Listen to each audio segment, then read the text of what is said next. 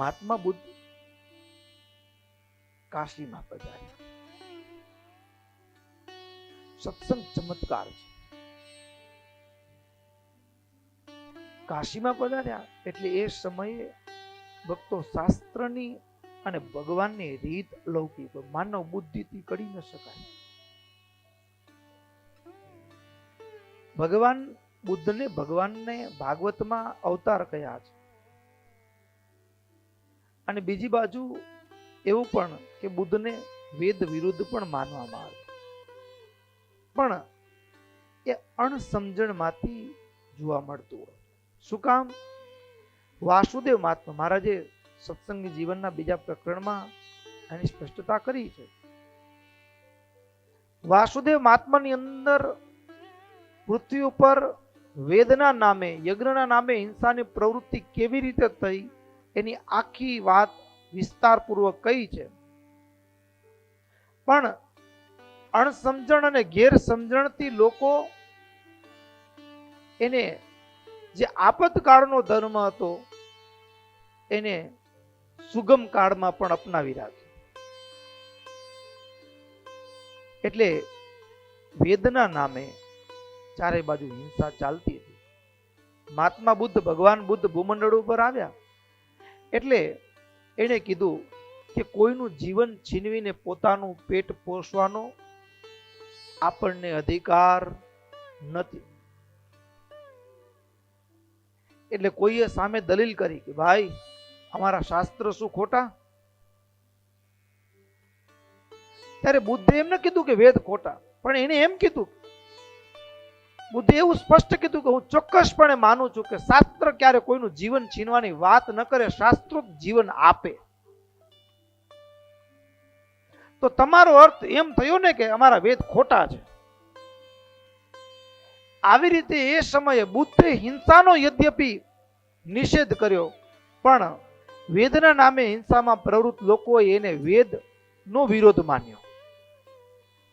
અને કાશી તો નગરી છે એટલે કાશીની અંદર બુદ્ધ આવ્યા ને કોઈ એના દર્શને પણ ગયું નહીં. મહાત્મા બુદ્ધ નગરની બહાર ઉતારો કરેલો, 2-4 દિવસ થઈ ગયા, કોઈ ફરક્યું નહીં. એટલે એમાં રસ્તેથી એક ભાઈ નીકળ્યા, બુદ્ધને જોયા,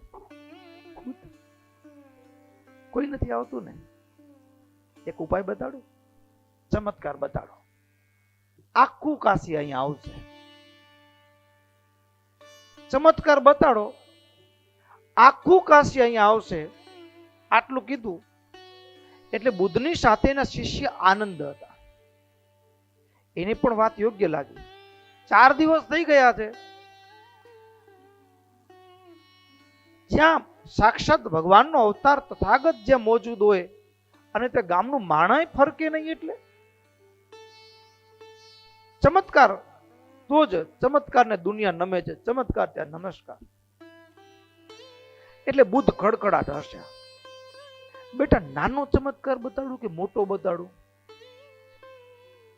એટલે વળી એમ આનંદને મનમાં પ્રશ્ન થયો કે નાનો ચમત્કાર કોને કહેવો ને મોટો કોને કહેવો? ચમત્કારમાં કેમ રેખા નક્કી કરવી કે આટલી કેટેગરીનો હોય તો એ નાનો કહેવાય?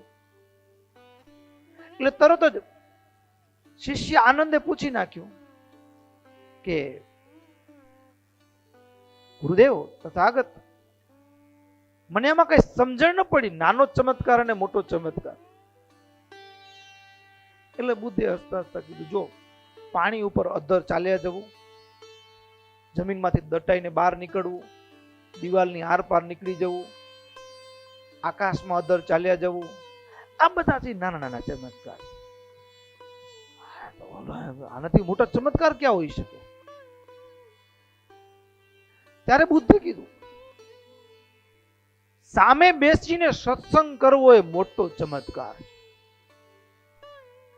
આનંદના મનમાં થયો, એ વળી કેમ ચમત્કાર? આપણે પણ મનમાં થાય, એ વળી ચમત્કાર કેમ હોઈ શકે? કોઈક આકાશમાં ઉડતો જાય, માં આપણે શું? તમને કઈ લાભ કરો? મને કે તમને કઈ લાભ નહીં. કોઈક જમીનમાંથી દટાઈ કે દિવાલની આરપાર નીકળી જાય એમાં આપણે શું જોઈને રાજી થઈ, એના સિવાય બીજું આપણે કઈ કરી શકીએ? પણ સુગ્ન ચમત્કાર એ કહેવાય કે એ માણસ, આપણે એવી આશા નથી રાખવી કે હું દિવાલોમાંથી બહાર નીકળું, હું આકાશમાં અધર ચાલું, હું પાણીમાં ઉપર ચાલું, જમીનમાંથી દટાઈને બહાર નીકળું, એવી આશા નથી રાખવી. પણ એવું કરવું હોય ને, એ સ્થિતિએ પહોંચવું હોય, એ સ્થિતિ નહીં, એના કરતા આગળ નીકળવું હોય ને, તો મને ને તમારે તમારા સ્વભાવ છે ને, જાત છે ને, મન છે ને, હા, એને સ્થિર કરવું પડે. અને એ સ્થિર થાય ને, એ ભગવાનમાં સ્થિર થાય ને, ત્યારે અનંત સિદ્ધિઓ એ સામે હાજર થાય. કરોડપતિને જોઈને રાજી થવું એના કરતા કરોડપતિ થવા માટેના પ્રયત્ન કરવાને એ સુગ્ન માણસ છે. કરોડપતિને જોઈને રાજી થઈને બેઠો રહે તો કરોડપતિ થવાનો નથી. પણ એ પોતે મંડી પડે તો એક દિવસ થશે. તો એ મંડવાની જે પ્રક્રિયા છે એ સત્સંગ છે. એટલા માટે સૌથી મોટો ચમત્કાર સત્સંગ છે.